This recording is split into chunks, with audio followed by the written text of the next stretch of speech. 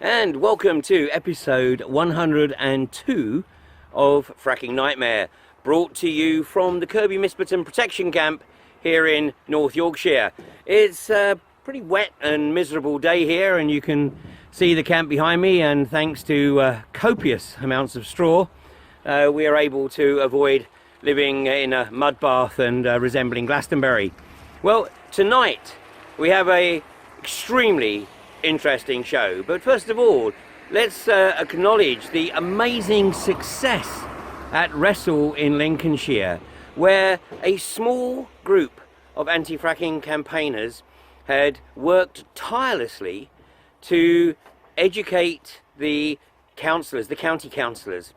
And at the planning committee meeting last week of Lincolnshire County Council, the councillors ripped in to the application, and certainly ripped in to the Environment Agency, acknowledging that the Environment Agency is not fit for purpose, that the Environment Agency has neither the resources nor the expertise to monitor the acid frack that Egdon Resources intended to do in the Wrestle well, the existing well at Wrestle.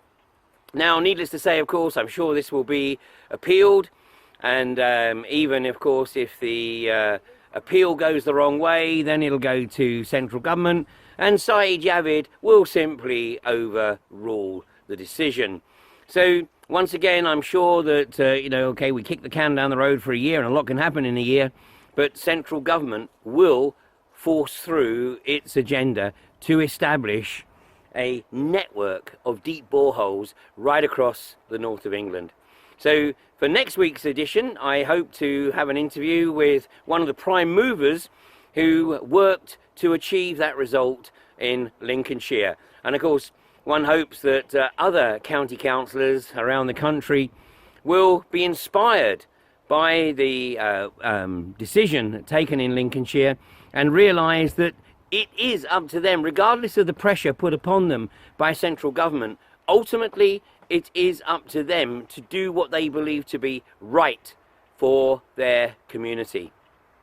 Elsewhere, obviously, Quadrilla, regardless of the fact that the judicial review has yet to be heard and is scheduled to be heard in the London courts in March, nonetheless, Quadrilla have decided to plough ahead with the construction of a pad at Preston New Road. Now, it seems to be very interesting because it seems that Quadrilla have coordinated with the police and maybe one or two others, and have actually established a direct action nursery.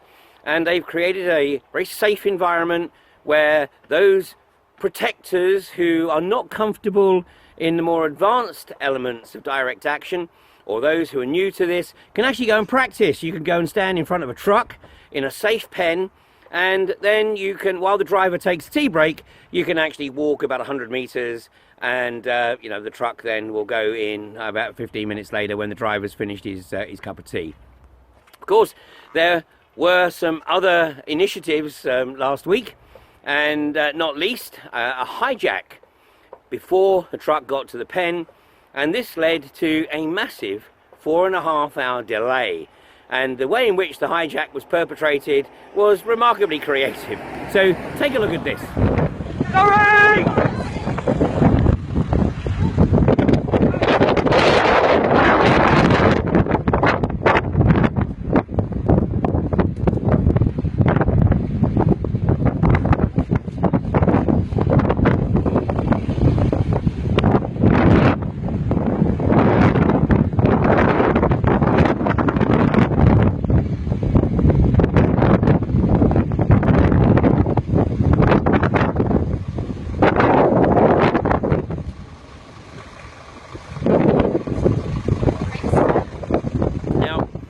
Today at Kirby Misperton, I have 3 very interesting interviews. We've had a couple of visits from local mayors, and last week, unfortunately, I missed him, but we had the Lord Mayor of York City visit the camp, and this weekend we had the Mayor of Knaresborough, who is a former resident of East Yorkshire. He's moved up to North Yorkshire and assumed the role of mayor. And I'll be talking to Bill Rigby, Mayor of Knaresborough, in just a few minutes. On part 2, we have a very special guest, Johnny Linehan, who is the administrator of the Fracking Hell Facebook page, which is quite possibly the linchpin for all of the anti-fracking communities across the UK. It's a primary source of information and research, and Johnny will be talking to us about his motivation for setting up that page and his continued support for the anti-fracking community around the country and in his home of Northern Ireland. And then in part 3, we have an interview with Philip Tate, who is a local resident up here in North Yorkshire. And Philip certainly doesn't fit the stereotype of the swampy or the eco-terrorist that the mainstream media would like to present as the supporters of the anti-fracking community. And Philip has a very interesting take on the situation here in North Yorkshire, and I would encourage everyone who finds themselves residing in one of the UK government's sacrifice zones, which pretty much covers the entire north of England, to listen carefully to what Philip Tate has to say. Anyway, so let's roll on with the show, and our first interview today with Bill Rigby, the Mayor of Knaresborough. I'm here with Bill Rigby, who's popped down to visit us at the Kirby Misperton Protection Camp. And Bill is a member of the Green Party, but he also happens to be the current Mayor of Knaresborough. So Bill, welcome to Kirby Misperton Protection Camp. A little over a year ago, the whole of the north of England was effectively attacked by the British government with the last round of licensing. So, I mean, this must really grate on you that your county that you have adopted as your home is now entirely being effectively sacrificed for a resource that we no longer need. No, I think it's an utter outrage, and what people seem not to appreciate is that although the individual issues are around particular single applications, what we're talking about is turning the whole of this beautiful county into a gas field, and the image in people's minds shouldn't be of a pleasant rural landscape, but of a total industrial wreckage, really, which is what it will become should these applications succeed, or should the exploration continue. Now, Knaresborough itself isn't actually in the sacrifice zone, but I mean, obviously your visit here would suggest that you still have some concerns. Well, yeah, I've been supporting an organisation in the area called Fracking Harrogate and District, and a group of us from the area have been trying to raise awareness in the community at large, with growing success. I'm really pleased to see about the implications of the oil and gas industry taking a foothold in the area. And although there are no licenses in our particular boundary, so to speak, within a few yards of our front door, it still is the case that the road infrastructure will be heavily impacted, at the very least, by a developing industry of this scale.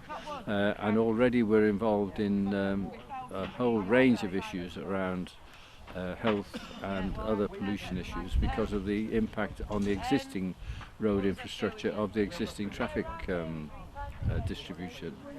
So even from a selfish point of view, I'm happy to advise people locally that you may not have a a gas field right next to you, but you will be suffering the implications of a whole strings of heavy vehicle movements through the town on a constant basis.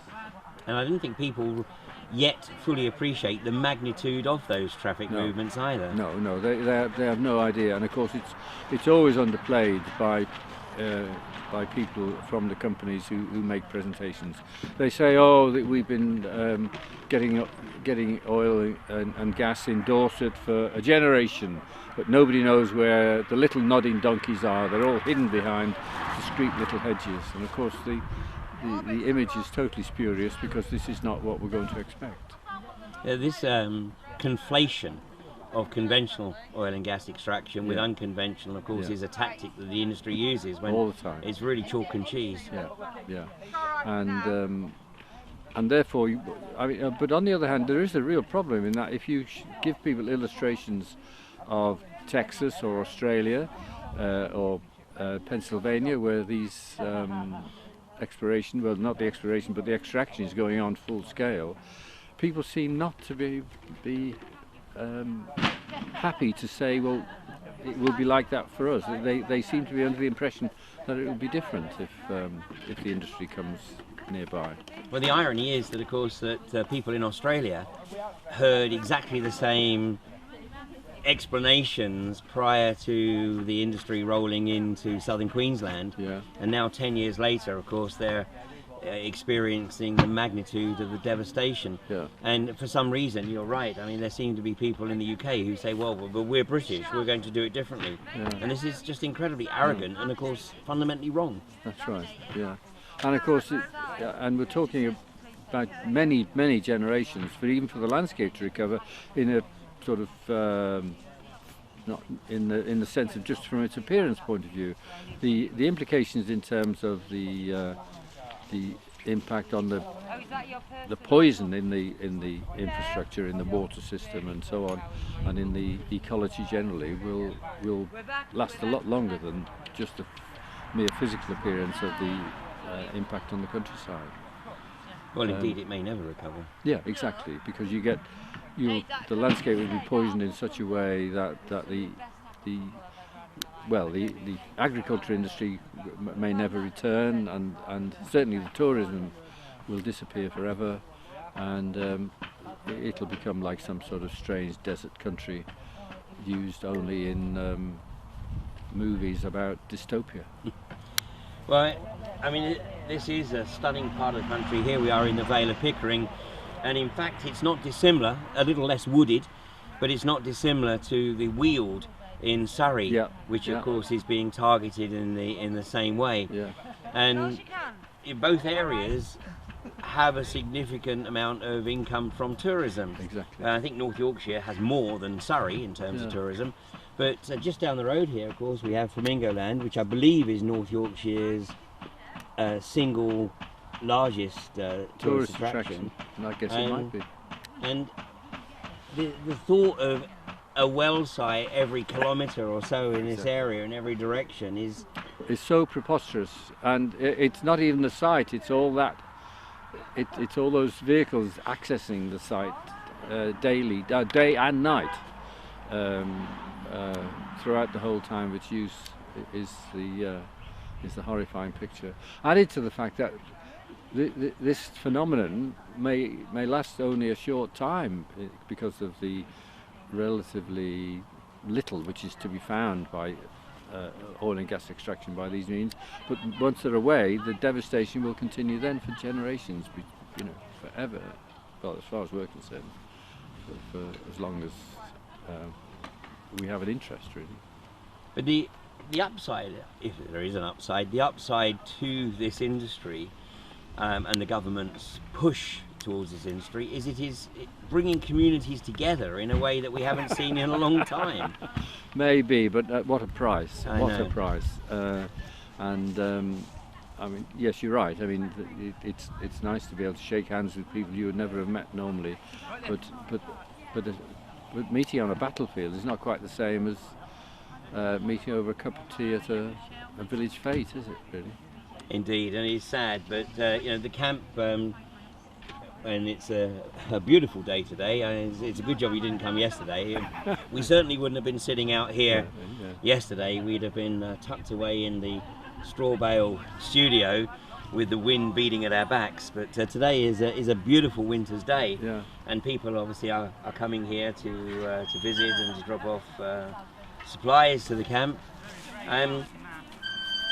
We could be in a situation here where Third Energy deliberately delay the start of the work until the start of the tourist season, and I mean, this is so disingenuous, and the only reason that they would do that, I think, is to try to pin the any disruption that's caused on the protection community or on those residents that oppose the industry. But this is an industry that has no conscience. Exactly. Well, I'm sure you'll be thinking carefully about the tactics to be deployed when the industry do begin serious drilling operations. But all I can say is the best of luck, and we'll support you by any means we can. And I just wonder, as you know, the North Yorkshire has just published its minerals and waste strategy,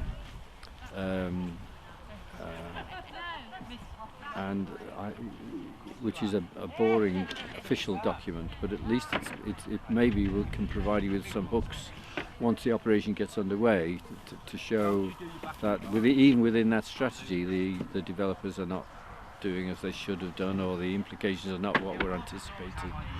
But it's possibly a way you can get into again slowing the process down for as long as possible. And the waste is a big issue, and of course Yorkshire is again potentially targeted for the waste. Yeah. With Nostrop being identified as one of the few locations in the country that can handle the hazardous waste or toxic waste. Yeah.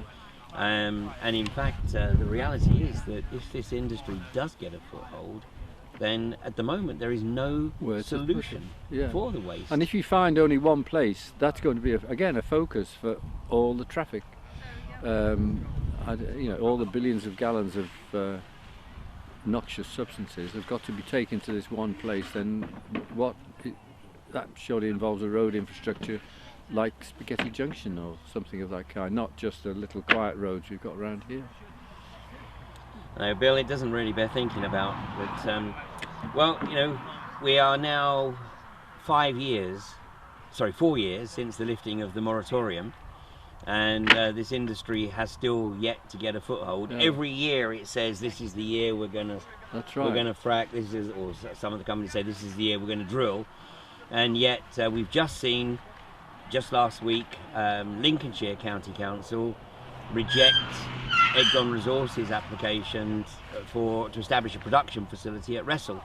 Yeah, well, that is a very encouraging sign, and we now know how difficult it is now for local authorities or local planning authorities to come to an adverse decision, because of the way the law has been written tighter and tighter and tighter to give them fewer and fewer considerations to call into play. And it's all tribute to those handful of brave elected members who've managed to go against their own officers' advice and do it. Yeah. But one of the things that came out of that meeting was it's the first time that I've seen in the history of this process a planning committee literally rip in to the competence or lack of the Environment Agency. Yeah, well, that's obviously they've been, for some reason or other, they've been well advised because when I've seen the Environment Agency operating, they're relying on their status as a national agency, and they get away with platitudes, and I've never seen a sort of diligent forensic cross-examination of any agency of that kind in my experience. It certainly didn't happen in North Yorkshire, and it's a tribute to the North Lincolnshire planners that they managed to find the evidence to take that stance. Well, I'm sure that Egdon will appeal, but obviously that's a time-consuming process. Yeah. It pushes the can down the road a little bit further. Oh, yeah. So any kind of delay obviously serves some purpose, although we'd like to see the industry literally pack up and go home from whence it came. But hey, maybe 2017 is yet another year that we keep this country frack free. But it is such an outrageous waste of our energies, really. I mean, it is for the nation to be at this stage in its history, with so many other important issues to be faced, to be spending its time and energy interacting on this stupid option for when there are so many straightforward and simple ways of meeting the nation's needs. I cannot understand it, and I'm really quite distressed. Right. Bill, thanks very much. Thank you so much for coming down to visit the camp today. Yeah. Well, greetings from Knaresborough, and more strength to your campaign. And I hope we'll see you again. Thanks a lot. Yeah. Thank you very much. Thanks, Bill.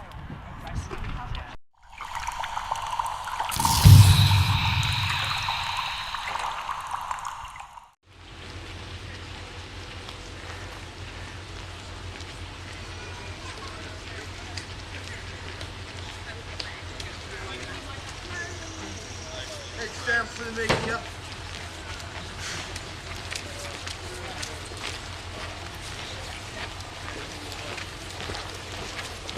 Fracking is not safe! Fracking needs to be banned! We don't want our water poisoned!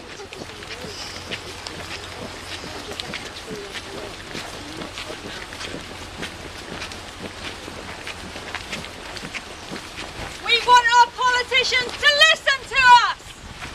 Thank you very much, ladies and gentlemen. Very good pace. We want our politicians to listen to us! People have suffered already in other countries, and we don't want to make their mistakes. This is our water! It's banned in France as well! So come on, you guys! Wake up!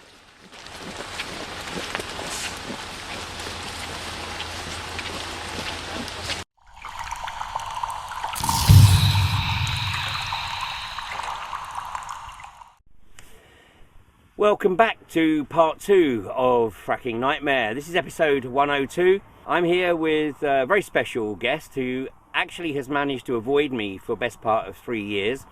And this is Johnny Linehan. And Johnny is the admin of the Facebook page Fracking Hell UK, which even Facebook acknowledge has something like 16,000 members. But it's been stuck on 16,000 now, I think, for about 2 years. So I think we can be pretty sure it's a lot more than that. And Johnny, Fracking Hell UK has really become almost like the focal point for all of the anti-fracking community groups in the UK, I think. Yeah, because basically I wanted a notice board, so that, you know, like you go to a notice board, and if you want to buy a pram, you notice the 3 pram things, or if you notice this or whatever you're interested in, babysitters. So it's a giant notice board, so that people who are interested in something will find that there. And I do not worry at all about duplicates, because it's so busy that if somebody misses it the first time, if it comes the second and third time, that's all to the good. Excellent. And it's you said it's been stuck at 16,000. That's because I'm the only admin, and I think it's arrived at about the right level. I don't discourage people from joining, but I'm not looking for more, because it's a friendly site and people are enjoying it, and we don't often get an arsehole or a troll. Most of the people there just want to find things out and share things. And I mean, it has been extremely useful in my own research. I mean, if I'm looking for something, or somebody has posted something, then, you know, I'll go there, because I know that that's my first port of call, and then I'll go elsewhere if I can't find it on Fracking Hell. So if you're not signed up for Fracking Hell UK then on Facebook, then I would certainly encourage you to do so. But now, Johnny, I know you've been on the anti-fracking case now for at least 5 years or so. Yeah. But what was it that triggered your interest in the unconventional gas industry?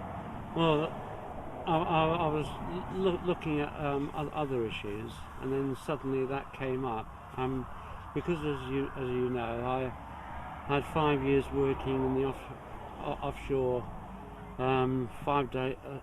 25 days a month, 15-hour days, working in the oil and gas business, and well, basically I found out what a corrupt, evil, lying, mendacious industry it is, and how badly it treats not only the environment and the public, but also its own workers. So I was very suspicious, and then once I started researching about shale gas and shale oil, it just became absolutely obvious that this was completely wrong from bottom to top. There's nothing good about it, and everything about it is evil, dangerous, and a real danger to us all. And you obviously have, through primarily your Facebook page, have been encouraging people to do their research and linking them to the peer-reviewed papers, to the anecdotal evidence. But the picture that it builds up is certainly not pretty, is it? Well, the thing that I most like is that whenever fracking's mentioned on television or in the media, the word controversial comes before. That adjective was put there by us, because we by creating a fuss have made people realise that it's not just a straightforward other industry. This is a highly controversial one, where as soon as people learn about it, they immediately say, oh, no, how are they getting away with this? Because my favourite notice of all the very good ones that John Tootle, a farmer outside Blackpool, put up is Google fracking. Because as soon as you Google just that single word fracking, most of the hits are anti-fracking, because we dominate the search engines. And because we've got all the evidence, solid peer-reviewed evidence of the harm it causes, whereas the fracking industry, all they have is total rubbish, bullshit and lies. They haven't got any evidence that it's good, because there isn't. It is harmful from top to bottom.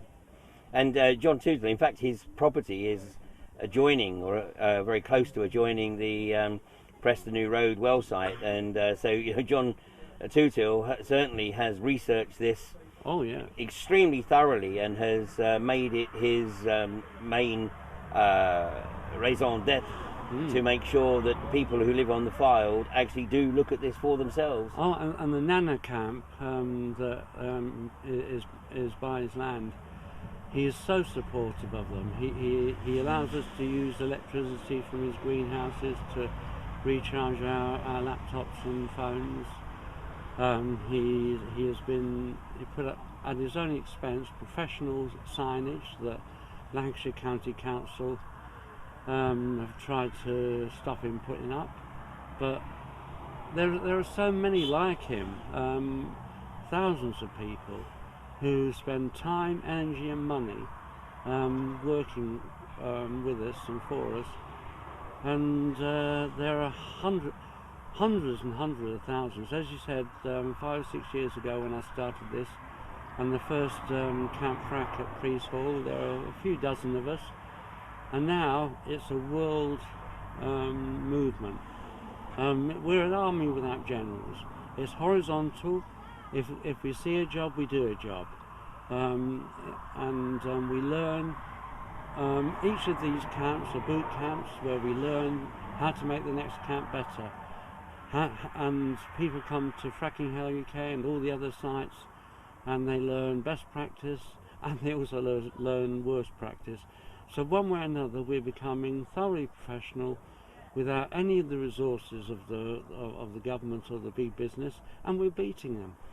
We've got US and Australian states, we've got countries, we've got great cities, we've got towns, communities, counties, or either with a ban or a moratorium. So Johnny, I mean, you're absolutely right, of course. I mean, you know, there are a number of places, New York State in the US, and of course France and Vermont, of course, in the US, exactly. Victoria. They've got the fracking bans. Victoria State in Australia, they took a look at the magnitude of the devastation in southern Queensland and basically said, you know, we're an agricultural state, we don't need that here. So all of the evidence that one looks at is irrefutable, it's undeniable, and yet we've got a government and an industry that is pushing ahead with this, and of course this industry has never yet established a footprint in an area that is as densely populated as the UK. So in your perception, what is it that you think that the British government and the industry are really trying to do here, when all the evidence would suggest that this is just an abomination? Well, it's corruption. A simple, straightforward corruption. We know that government is a device for transferring money from ordinary people to the already grossly rich, and they're very good at that job. And this is a way of making the oil and gas industry a bit richer. An industry that for over a century has been running the world. Can I recommend that you Google Al Jazeera, the Seven Sisters? There are 4 documentaries that show you how they've started wars, they've assassinated leaders, they've run elections, they've consistently lied, and absolutely dominate media, politics, business outside their own throughout the world for well over a century. It's a simple cartel that they got together in a Scottish manor house and decided that they were going to run the world, and they have been, too successfully, unfortunately. Unfortunately, and I mean, my perception is that we are in the twilight years of a hydrocarbon-driven economy, but twilight years still means 30, 40 years or so, and of course they're desperately trying to hang on to their dominion. And that's why they're removing subsidies on renewables and trying to ensure that alternatives are effectively completely shut down. You're so right, Ian. I mean, we don't see much sun here, but there's enough here to run solar cells. We've got that great big gigantic source of energy just hanging in the sky every day. We've got geothermal underneath us. We've got mighty rivers. We've got powerful tides. We've got so many resources that we haven't even touched. And the worst thing is they claim that they'll produce jobs when we know that'll be 0-hour agency contracts for a few low-level employees who are sacked as soon as they even ask a question about pay, conditions and safety. And we are losing out on the new certain jobs within the renewable industry. Can I just add one little thing? I said that it was evil throughout the industry, but there is one very good thing about fracking, one really excellent thing. Anybody who Googles fracking or looks at fracking or researches fracking, immediately they suddenly see the corrupt relationship between politics, business, the media and law. And as soon as they see that, they'll realise that the only way to cure these ills is a systemic change. Tinkering just won't do it. Back in the 60s we had a slogan that isn't very easy to recite, but I've always liked: to modify is to perpetuate. If you start tinkering and allowing them to put in little regulations here and there, you're just making it the evil last longer. Exactly. No, and I mean, it's interesting, isn't it, that in 2016 the establishment certainly didn't get its own way. There are a number of areas where you know, the establishment thought they were going to get a particular result and didn't. So things are changing, and of course the mainstream media are losing readers and viewers hand over fist as people realise that basically they just feed out lies and propaganda. Yeah, I mean, I grew up believing, with justification, that the BBC was a trustworthy medium, and the people all over the world believed in the BBC World Service. But now, because they're so scared of the charter renewal, they've suddenly become the government PR company, pure and simple. And it is Nick Robinson lied, absolutely lied, knowingly lied during the independence campaign in Scotland. The BBC has been one of the worst reporters on fracking and the oil and gas industry and nuclear. That they are actually pushing nuclear hard, and so it's really sad that something that we own as a people has become just a mouthpiece for a corrupt government. Absolutely, worse than Pravda was in the days of the Soviet Empire. Because they used to, at least the Russians used to laugh and joke about there was no truth in Pravda and I forget the other one, but they were cynical about them. But too many people just sit in front of the television. That they get the Murdoch Sky, they get the BBC, and they get the commercial stations, and they think they're getting objective reporting. When whenever I've been involved with anything and I know something about it, and then I see a report about it, it's always seems as though I'm in a different universe. But fortunately, more and more people are turning away from that. Johnny, I know you're getting a little bit cold here. I mean, it's wonderful to see you at the Kirby Misperton Protection Camp. Obviously, over the last few years, I've seen you at Balcombe, I've seen you at Barton Moss, you came to Crawberry Hill. I mean, you're an absolute stalwart supporter of the anti-fracking movement. And I know, obviously, in Northern Ireland, you've had your own campaigns at Belcoo and in Woodburn Forest. And, you're a linchpin with the Fracking Hell side, and it's wonderful to see you. Well, the major thing is that I always say we do it because we must. Once you realise what's going on, you can't not do it. You can't not oppose it, because we'd be betraying generations to come. We have to do it, don't we, Ian? We do. Yes. Absolutely. Johnny, it's an absolute pleasure. And by the way, Johnny made a very generous donation earlier today towards our primary resource here at Kirby Misperton, which is straw bales, and I know you've been helping a little bit with the construction as well, so you mucked in. It's a pity you can only stay for one day. Yeah, I'm sorry, but I'll be back. Absolutely. Thanks again, Johnny. Thank you. Thank you very much. That's Johnny Linehan, and please check out his Facebook page, Fracking Hell UK.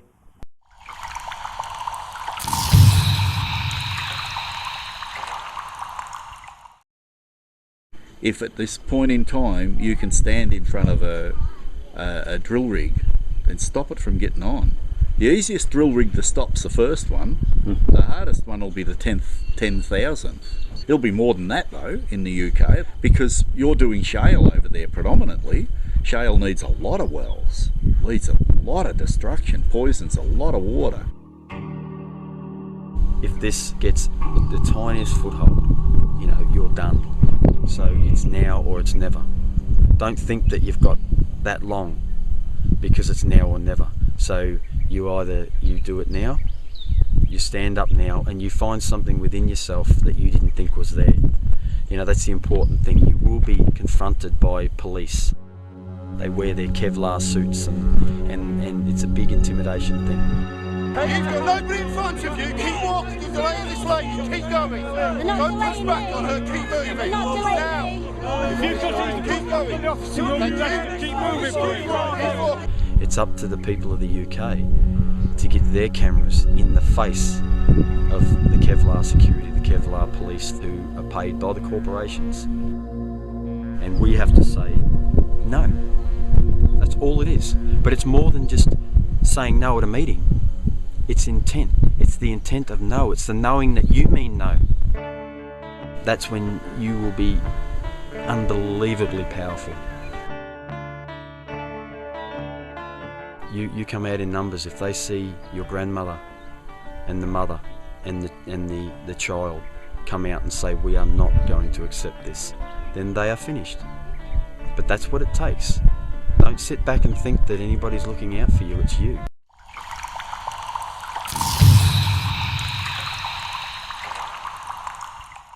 Okay, and welcome back to part 3 of Fracking Nightmare. Now, I'm here, still in the studio in the field, just outside Kirby Misperton in North Yorkshire, and I'm joined by Philip Tate, who is a local resident, and Philip has been extremely supportive of the camp since we manifested here almost 1 month ago. And Philip, what was it that first made you aware of the potential risk of the unconventional gas industry here in North Yorkshire? Not about the actual risk of it, but I was first alerted to the size of the operation when I saw the seismic survey being done about 2.5 years ago, and that was a convoy of 14 vehicles, quad bikes, jeeps, and those huge machines that send vibrations through the earth. And it was a big operation and very unfamiliar operation to take place on tiny little village roads right against my house, and it was that made me inquire further about what fracking might actually mean. So that was Third Energy. Third Energy have obviously been in the area for some 20 years, and of course they make great claim of the fact that they have not caused any problems, which I don't think is strictly true. I think it's not strictly true, and it's not strictly true either that Third Energy have been in the area for 20 years. They bought the business 5 years ago, and every year since then they've lost money on their conventional gas operation. I think for them to claim that they've operated this successfully for 20 years is a little like Jose Mourinho taking credit for Alex Ferguson's victories at Manchester United. So that's just an example of a partial truth when they say that they've been operating here. It is true that conventional gas has been extracted for 20 years, but not by this company, and never profitably, as far as I can judge, which is why the company was sold so cheaply 5 years ago. And actually, just staying on that issue for a second, Third Energy are late filing their 2015 accounts. They are, and yes, in fact, yeah. I think they've been given until the end of this month, January of 2017, to file, or they're under threat of being deregistered. Yeah, well, their losses can only have increased because they make no secret of the fact that they only run their electrical generating plant for about 2 or 3 hours a day, or they did when I visited it twice. The second time, that's what they said to me, and it's running at about 10% capacity. They have failed to extract any of the stranded assets, any of the gas from the conventional fields north of the North York Moors, on the south edge of the North York Moors. So that particular operation is not running very economically. So their accounts can only demonstrate increased losses on it. I accept that much of that may be because of the money that they have spent on their surveys and explorations and planning applications, but they are not a profitable company. So again, when they claim to be successful, I don't think Yorkshire could stand many companies that were losing quite as much money as this. Remember, they only employ 18 people, so that's rather less than a reasonable-sized cafe in Kirby Misperton.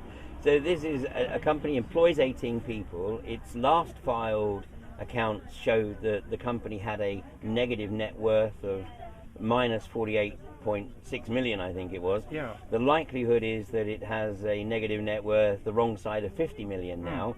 For 18 people, they could have just left them at home and sent them a cheque every month and made less of a loss. Well, they could, again, just distilling it from their accounts. On their operation at Napton, their costs of sales were 3 million, and they managed to generate about 850,000 in revenue. So they lost 2.1 million, that's including all their employees' wages, on the operation at Napton. What I can't find from the accounts is actually where the other 7 million was incurred, because that does seem to be a staggering amount of money. Some of it will be on bank interest, because obviously all this debt is lent money to them. So there will be a staggering amount of bank interest, but I'm not absolutely sure how it is that they are incurring quite such high expenditure each year, but maybe the fuller account when they come out in a month's time might illuminate us. But undoubtedly, the loss will have to be greater than it was previously. So with these losses, it makes a little bit of a mockery of Theresa May's wealth fund, which she has stated would be paid to communities who embrace the unconventional gas industry, but it would be paid from the taxation from the profit. Yeah. But these companies, I mean, the likelihood of them ever making any profit is pretty slim. I don't think they would want to make a profit, and it's terribly difficult if a company is using the gas itself or selling it what's called downstream. It's terribly difficult for them ever to work out actually where the profit was achieved locally and from which well they've drilled. I think that's going to get very difficult. And if you use the same firm of accountants as Starbucks or Google or Amazon, then there won't be a profit on this at all. But it's interesting that you should use the word embrace, because all these companies that are wanting to frack, they use a PR company and they anguish forever on language, and language is really important. And the word is that we should be compensated for hosting fracking. Now, when you host something, generally it's like a dinner party, which you do because you want to, or maybe as a nation, the Olympic Games. You host something. We're not hosting fracking. We haven't asked anybody to do this at all. But we are hosting it in this sense. We are hosting it like an oak tree hosts a parasite and gets choked in crawling ivy. And that starts in a woodland, very small, with one little green shoot, and you don't worry about it. And as each summer takes place, the ivy gets more and more intrusive, and it chokes, first of all, the tree and then the wood. And we will have, if we host fracking, we will have that overground parasitic relationship with it, and it will choke us. But there's another type of parasite which isn't on the surface, it's beneath us. And that's similar to a cattle contracting liver fluke. That's also a parasite. And this penetration of the Earth's surface will contaminate aquifers, it will destroy geology. And that, to me, is another form of hosting that we don't want. So we've got that parasitic relationship with, or would have, with the fracking industry. We're hosting it above ground like the ivy that chokes the tree. And we're going to be subject to the awfulness of the parasite that's internal, which is destroying what is beneath us. And like all parasites, you don't necessarily become aware of its presence or the magnitude of the destruction that it's causing until a significant time later. As a parasite does nothing for its host, and this won't either. It can only injure the area, and you have to have, as I do, a visceral love for the north of England and my county and my area of it. And to think that this area could be treated in this way, even if there was no contamination, is just abhorrent. It is not something that you should do. Even though you can do something, does not give you license that you should. And to me, it's an absolute abuse of our natural environment that we should even be contemplating doing this.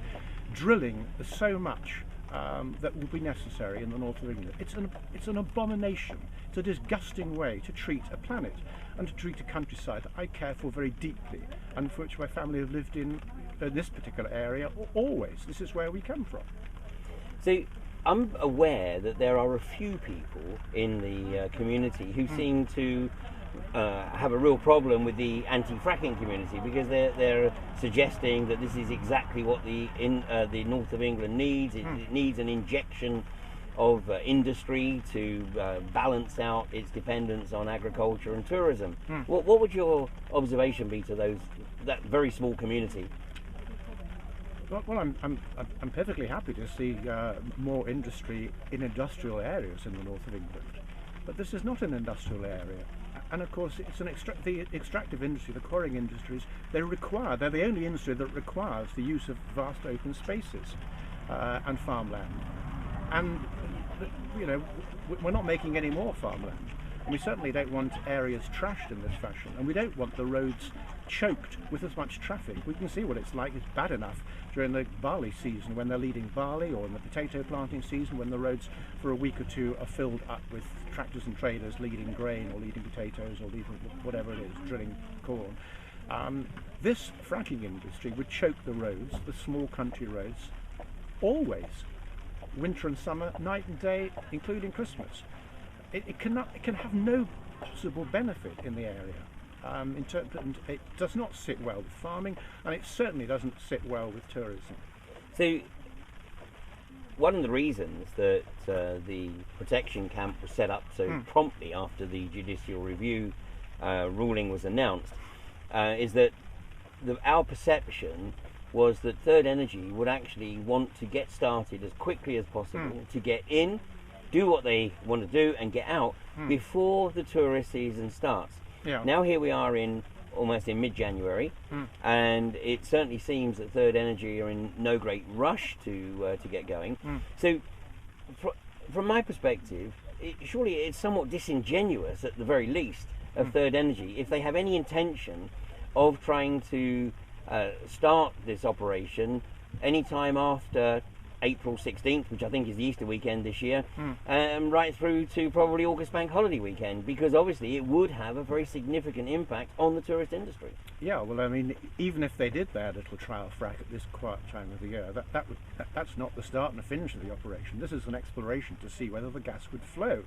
And they may well want to, if they do it, in the next few weeks, they may want to crow about the fact that it didn't make any inconvenience. But we're not talking about the trial frack. Our anxiety is the future. It's the 30,000 wells that will need to be drilled. And I'm jolly sure if and when they do this first one, it'll be absolutely trouble-free, because they're going to be nailed to a tree by the oil and gas industry if they mess up this first one. And the hole's already been drilled, and yet it seems to require a military operation to just do this tiny amount of fracking. Fracking, to me, is not one trial frack. It's not one well. It's the multitude of it. And this camp is trying to stop the thing from starting. If that dam bursts, then we're in trouble, because it will be extremely difficult to stop a wholesale growth in this industry. So we are trying to stop the thing from starting. We are effectively putting our fingers in a dike. And I'm hugely grateful for this camp for raising the profile again and demonstrating that opposition is firm and is not going to yield. Well, it's my opinion that this community has done everything it could possibly do. It's left no stone unturned, taking it right the way through to judicial review. My conservative estimate is that this community, both collectively and individually, has probably spent something in the region of £250,000 plus maybe on challenging this through due process, and have been thwarted. And I think obviously what people are now seeing and talking about here at the camp, when people come together, they're seeing that effectively the democratic deficit in this country has reached a level that is effectively a line in the sand, and you have to do something. You see, I think a lot of people don't worry so much about fracking, because they think, well, if it was as injurious as all that, if it was going to be that bad, the planners wouldn't allow it. And that's the first shock you have when you realise that the rules about fracking were changed long before we woke up to this. They were changed in 2011 in the National Planning Policy Framework to allow this and to permit it. So the rule book had been changed, and that is the book against which our local councils are now obliged to judge the planning application. And of course they have to accept that national planning guidance trumps local planning guidance. But one of the absurdities about this, about 3 or 4 years ago, I was taken to task by the local planning department because I put a statue up in a paddock next to my house. And just to explain, in this particular gateway, I had a paddock on one side, a small field on one side, and my house on the other. And I had put my statue in the gateway, in the field side, and the paddock side. And they wanted to take enforcement action against me and told me that I would need to apply for planning permission for this statue. And I said, well, good job, I've got a sense of humour about this, isn't it? And they said, no, it's very important is that you don't compromise the beauty of an area of outstanding natural beauty. I said, it's a statue. I said, you mean if I move the statue 12 feet the other side of the gateway, that will be acceptable? That will be acceptable.